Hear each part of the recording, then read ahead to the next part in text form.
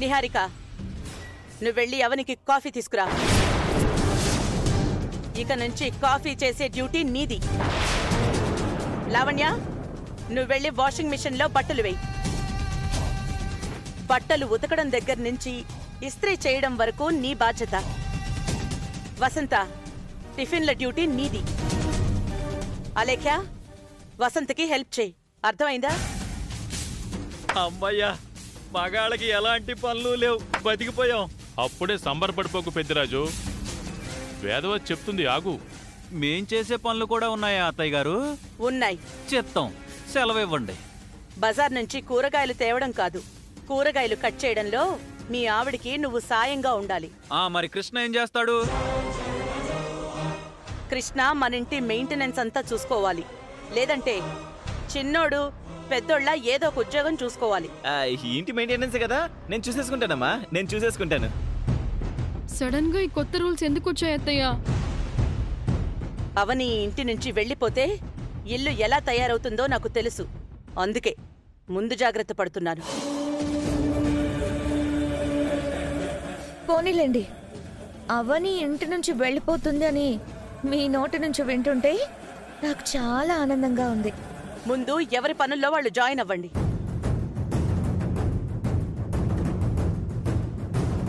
చెప్పింది మీకే, వెళ్ళండి వెళ్ళండి.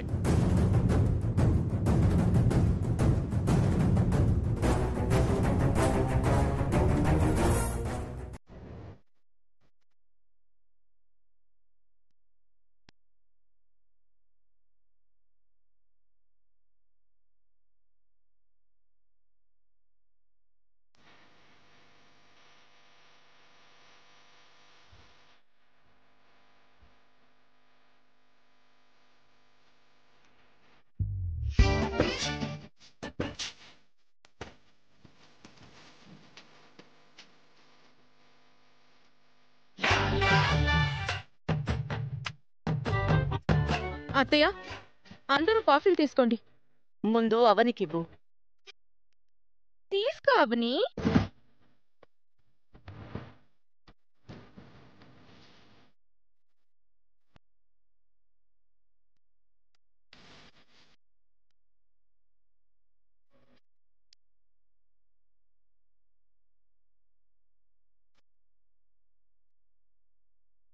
మిగిలిన పనులను అందరినీ తొందరగా చేయమని చెప్పు. సరే అత్తయ్య. వెళ్ళు. కాఫీ తాగమ్మా.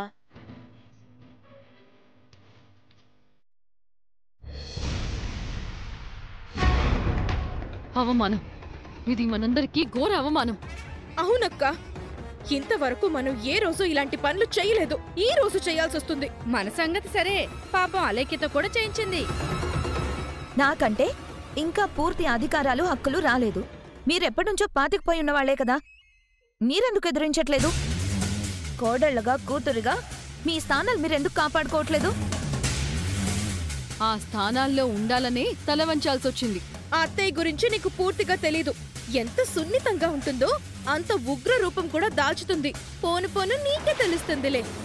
అవునలేఖ్య, అత్తయ్య ముందు హక్కుల గురించి మాట్లాడుతూ ఏమీ సాధించుకోలేము. అవనిని తప్పుగా చిత్రీకరించి ఏదైనా సాధించుకోగలం. కానీ ఆవిడ సపోర్ట్ అంతా అవనికే ఉంది కదా. మొన్నటి వరకు అవని మీద కోపంగానే ఉంది. ఎప్పుడైతే విగ్రహం ఇంటికొచ్చేసిందో అత్త చల్లబడిపోయింది. కష్టం కూలీది, ఫలితం వ్యాపారిది అన్నట్టయిపోయింది. విగ్రహం అడ్డం పెట్టుకుని అవనిని తరిమేద్దాం అనుకుంటే అదే విగ్రహం వల్ల అమ్మవాళ్లకు మరింత దగ్గరైపోయింది. అవని వెళ్ళిపోతుందంటే అది అత్తయ్య వాళ్ళకి అస్సలు నచ్చడం లేదు. అందుకే ఆ పగ మన మీద తీర్చుకుంటోంది. ఎగ్జాక్ట్లీ అదే జరుగుతుంది. 4 రోజుల్లో అలేఖ్య పెళ్ళైపోయి అవని ఇంటి నుంచి వెళ్ళిపోయిన తర్వాత ఏదొకటి చేసి పెద్దవాళ్ళందర్నీ ఓల్డేజ్ హోమ్కి తరిమేయాలి. లేదంటే అత్త మన నెత్తి మీద కాలేసి మరీ తొక్కేస్తుంది. జాతకం కలిసిన కోడలన్న మాటే గాని నాకు ఇంటి మీద ఎలాంటి పెత్తనం లేకుండా పోయింది. అందుకే నువ్వన్నట్టే చెయ్యాలి. నాకెలాంటి పెత్తనాలు అవసరం లేదు. నాకు శ్రీకర్ దక్కితే చాలు. మనం అనుకున్నవన్నీ జరగాలంటే ఒక్క 4 రోజులు ఆగాలి. ఎన్ని రోజులు ఆగాం, ఈ 4 రోజులు ఆగుదాం. మనం అనుకున్నవన్నీ సాధించుకుందాం. ఈ ఇంట్లో ఎప్పుడూ అవని మాత్రమే పనులు చేస్తుంది. ఇప్పుడు ఇంట్లో అందరూ పనిచేస్తుంటే చూడ్డానికి చాలా బాగుందండి. అవును వేద, అందరూ పని దొంగలయ్యి సోమరిపోతులైపోతున్నారు. ఈ రోజు నుంచి ఈ ఇంట్లో ఇదే పద్ధతి కొనసాగాలి. ఏంటత్తయ్య ఇది? మీ ప్రవర్తన విచిత్రంగా ఉంది.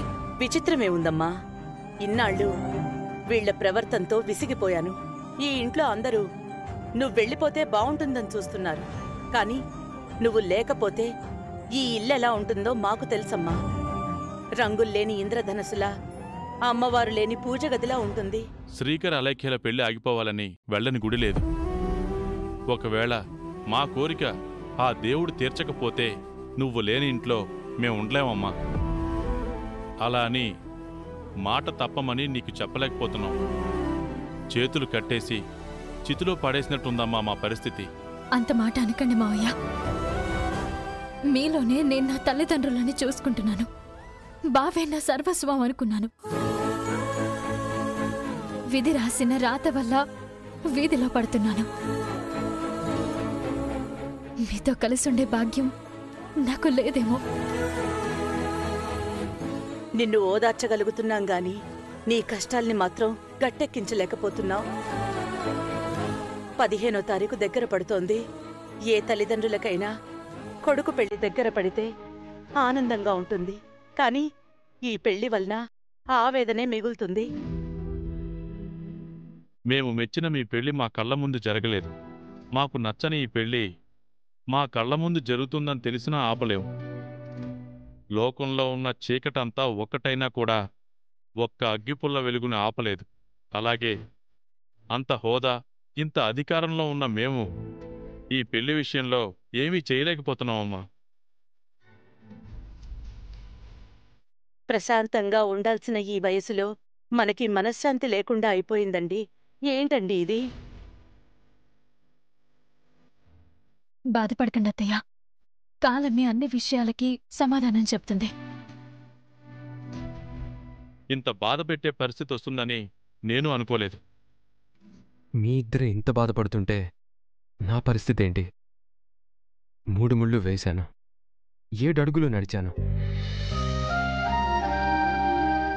జీవితాంతం తోడుంటానని, వెంట నడుస్తానని, ధర్మార్థ కామ మోక్షాలలో తనను వదలను అని చేసిన ప్రమాణాలను మర్చిపోవాలా? మా బంధం చిరస్థాయిగా ఉండాలని పంచభూతాల సాక్షిగా 3 ముళ్ళు వేశాను. ఇప్పుడు ఆ 3 ముళ్ళు విప్పుకొని శాశ్వతంగా విడిపోవాలా? ఇది దేవుడు రాసిన రాత, అవని గీసిన గీత. మోయలేని బరువుని గుండెల్లో మోస్తూ మౌనంగా మునిలా మిగిలిపోవాలా? అర్థం కాని పరిస్థితిలో అర్థాంతరంగా ఉండిపోయాను.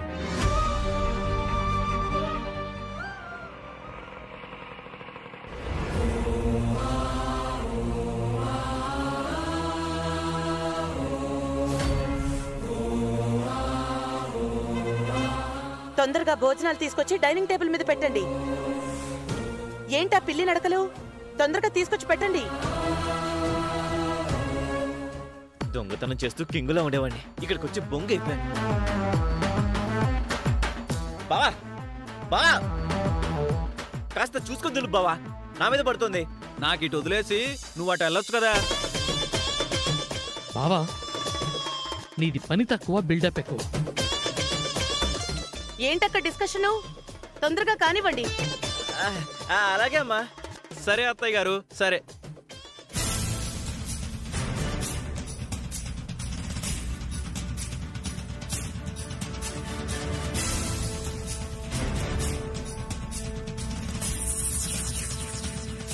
ఏదో తేడాగా ఉంది.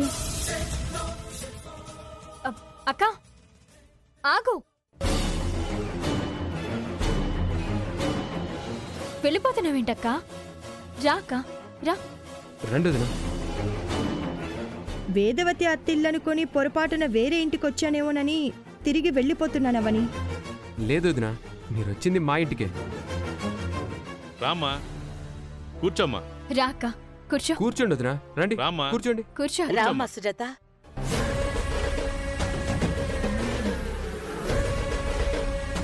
నిహారిక, సుజాత కాఫీ తీసుకురా. సరే అత్తయ్య. వామ్మో, ఏమిటి వింత? ఇదంతా నిజం కాదు, అంత నా భ్రమ, అంత నా భ్రాంతి. ఏయ్, మీ పనులు చూసుకోండి. కానివ్వండి. నువ్వు మరీ నటించేయకు.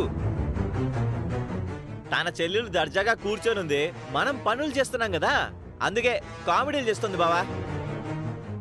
నేనేమి కామెడీలు చేయడం లేదయ్యా కృష్ణ, నాకంతా అయోమయంగానే ఉంది.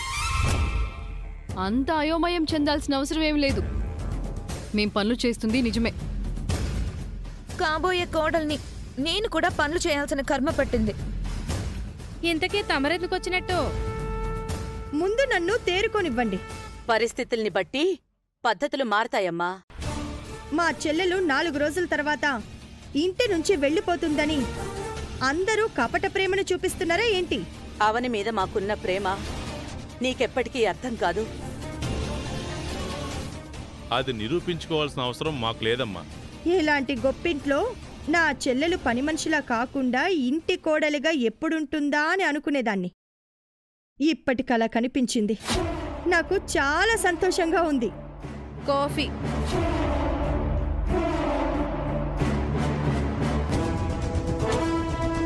ఈ ఇంటి రెండో కోడలు, అత్తలాంటి జాతకం గల ముద్దుల కోడలు నాకు కాఫీ తీసుకురావడం చాలా విడ్డూరంలా ఉంది.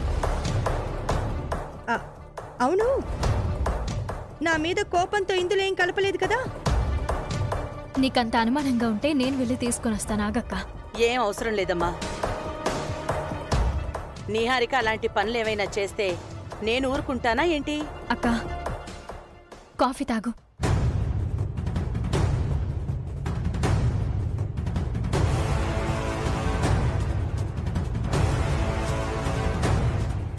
ఎందుకొచ్చావో ఇప్పుడైనా చెప్తావా?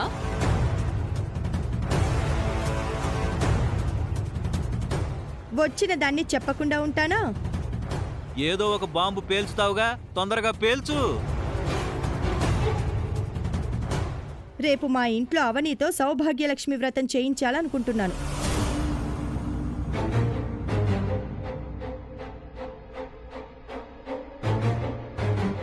ఆ వ్రతంలో అవని పక్కన శ్రీకర్ కూడా కూర్చోవాలి. ఇద్దరిని రేపు మా ఇంటికి రమ్మని పిలుపు చేయడానికి వచ్చాను. మతుండే మాట్లాడుతున్నారా? నా మతి బాగానే ఉంది. ఏ, నీ మతి ఏమైనా చెడిపోయిందా? 4 రోజుల్లో మా పెళ్లి పెట్టుకుని ఇప్పుడు వీళ్లతో సౌభాగ్యలక్ష్మి వ్రతం ఏంటి? నేను ఒప్పుకోను. చేయించేది సుజాత, నువ్వొప్పుకునేదేంటి బోడి? అదెలా కుదురుతుంది సుజాత? తప్పు కదా.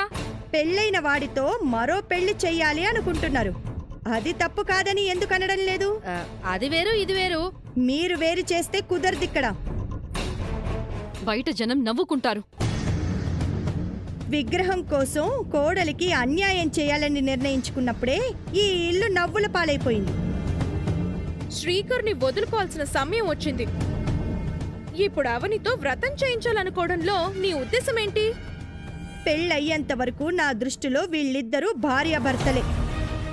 ఈలోపు వీళ్లతో నా ఇష్టం వచ్చిన వ్రతాలు, నోములు, పూజలు చేయిస్తాను.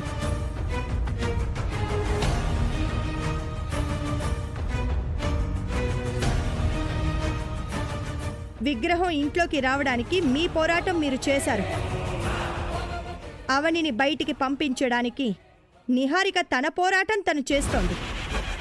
శ్రీకర్ని దక్కించుకోవడానికి అలెక్య తన పోరాటం తను చేస్తోంది. నా చెల్లెలు తన సౌభాగ్యాన్ని కోల్పోకూడదని ఓ అక్కగా నా పోరాటం నేను చేస్తున్నాను. ఎవరి ప్రయత్నాలు వారు చేద్దాం. చివరికి ఎవరు గెలుస్తారో చూద్దాం. నేను నీ సొంతం అవుతాననే నమ్మకం నీకుంది కదా, అలాంటప్పుడు నువ్వు భయపడతావెందుకు? ఇంకో 4 రోజులే ఉంది కదా. సుజాత వదినకి అవనికి నచ్చినట్టు చేసుకోనివ్వండి. కుదరదు, నేను అస్సలు ఒప్పుకోను. నువ్వు ఒప్పుకోకపోయినా నేను వెళ్తాను. ఇది నేను ఎక్స్పెక్ట్ చేయలేదు. నేను అస్సలు చేయలేదు. ఏంటి చెత్త? అసలు ఇంట్లో ఏ క్షణం ఏం జరుగుతుందో అర్థం కాకుండా పోతోంది. మీరేం మాట్లాడరేంటి వేదవతి గారు? కుదరదని చెప్పమ్మా. అలా చెప్పకపోతే మీ పెద్దరికం మీద మచ్చపడుతుంది. చెప్పేయండి. ఏం ఆలోచిస్తున్నారో చెప్పండి అత్తయ్య. వేద, నీ మనసుకి ఏదనిపిస్తే చెప్పు. వ్రతం చేయించడం కుదరదు సుజాత.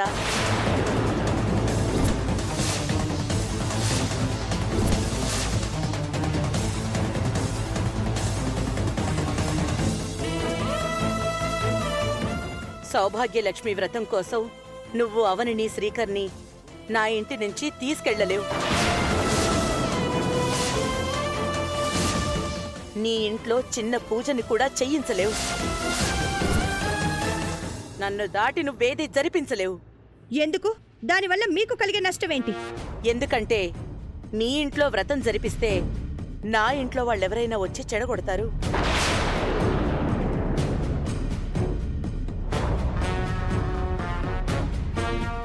అందుకే ఆ వ్రతాన్ని మా ఇంట్లో చేద్దాం.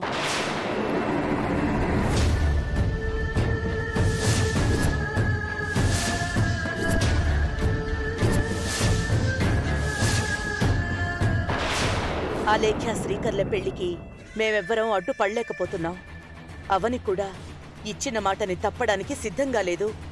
అలాంటప్పుడు 15వ తేదీ వరకు అవని శ్రీకర్లు తమకి నచ్చినట్టుగా ఉంటారు. అడ్డుకునే అధికారం ఎవరికీ లేదు. మీరు పక్షపాత బుద్ధి చూపిస్తున్నారత్తయ్య. అలా చూపించేదాన్నే అయితే అలేఖ్యని ఎప్పుడో బయటికి పొమ్మనేదాన్ని. మాటకి విలువనిచ్చే మనుషులం ఇంకెవ్వరూ మాట్లాడదు. మన ఇంట్లో రేపు అవని వ్రతం చేసుకుంటుంది, అంతే.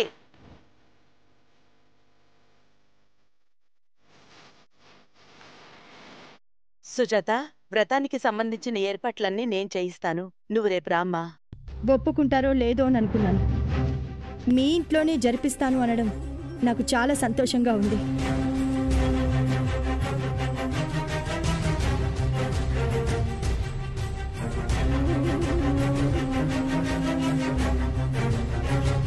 ఇక మీ పనులు చూసుకోండి. వెళ్ళండి వెళ్ళండి.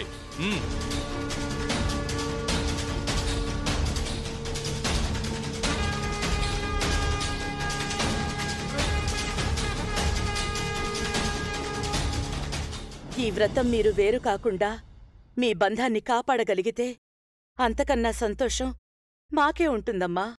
అత్తయ్య,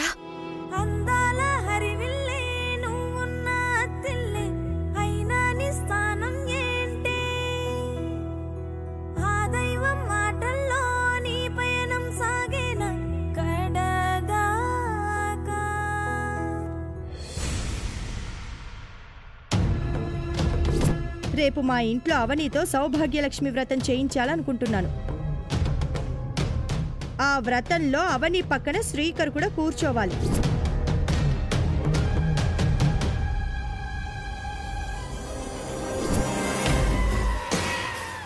ఏం ఆలోచిస్తున్నావు? అవని వాళ్ళ అక్క అలా చెప్పి వెళ్ళిందేంటి? సౌభాగ్య వ్రతం చేయిస్తుందట. పెళ్లికి మరో 4 రోజులుందనగా భార్య భర్తలతో అలాంటి వ్రతం చేయిస్తే ఇంకేమైనా ఉందా? వాళ్ళ బంధం మరింత బలంగా మారిపోదు? అప్పుడు నా పరిస్థితి ఏంటి? ఆయన పెద్దావిడ బుద్ధి లేకుండా అలా ఎలా ఎంకరేజ్ చేస్తుంది? విగ్రహం ఇంటికి వచ్చేసిందని పెద్దావిడ బాగా రిలాక్స్ అయిపోయింది. అందుకే చిన్న కోడలికి చిన్న సమస్య కూడా రాకుండా కాపాడుకుంటుంది. అయినా నువ్వెందుకు భయపడుతున్నావు? అవని కంటే ముందు చిన్నప్పుడే శ్రీకర్తో తాళి కట్టించేసుకున్నావు. వాళ్ల బంధం కంటే మీ బంధమే స్ట్రాంగ్ అవుతుంది. నన్ను ఓదార్చడానికి, నాలో ధైర్యం నింపడానికి ఇలా అంటున్నావా? లేక నిజంగా అదే నిజమా? ఇంతకాలం నమ్మిందానివి ఇప్పుడు సడన్ గా ఎందుకు ఇలా అయిపోతున్నావు? కళ్ళ ముందు జరుగుతున్న సంఘటనలు మనసుని మారుస్తున్నాయి. శ్రీకర్ నాకు దక్కకూడదని అవని వాళ్ళ అక్కతో కలిసి వ్రతం ప్లాన్ చేసింది. అత్త వాళ్ళు, అవని వాళ్ళు బంధువులు, మనం బయటి వాళ్ళం. అందుకే మనమంటే చులకన. ఇప్పుడేం చేద్దాం? వ్రతంకొచ్చే పేరంటం వాళ్లతో అవనిని మనం చీ అనిపించాలి. అదెలా సాధ్యం? చాలా సేపటి నుంచి చాలా తీవ్రంగా ఆలోచిస్తున్నాను రేపు వ్రతం ఎలాగైనా చెడగొట్టాలి అని. నాకొచ్చిన ఆలోచన ఏంటో తెలుసా? ఏంటి? వ్రతం అయిన తర్వాత ముత్తైదులకి అవని వాయినాలిస్తుంది కదా. అవును. వాయినాల్లో ఆకు వక్క ఉంటుంది కదా, అవి ముత్తైదుల చేతిలో భగ్గుమని మండేలా చేస్తాను. ఏంటి? గ్రాఫిక్ సినిమా గురించి చెప్పినట్టు చెప్తున్నా అదెలా కుదురుతుంది? భాస్వరం కర్పూరంతో కూడిన మిశ్రమాన్ని ఒక్క పొడి ప్యాకెట్లా తయారు చేస్తాను. సరైన సమయంలో అవి వాయినల దగ్గరికి చేరేలా చేస్తాను. అప్పుడవి కెమికల్ రియాక్షన్ జరిగి 5 నుంచి 10 నిమిషాల మధ్యలో బొగ్గుమని మండుతాయి. నిజంగానా? ఏదో రీసెర్చ్ చేసినట్టు చెప్తున్నా. చేశాను కాబట్టి చెప్తున్నాను. నేను కళ్ళారా చూస్తే గాని నమ్మను. అయితే నీకు శాంపుల్ గా ఒకసారి చేసి చూపిస్తాను, ఉండు.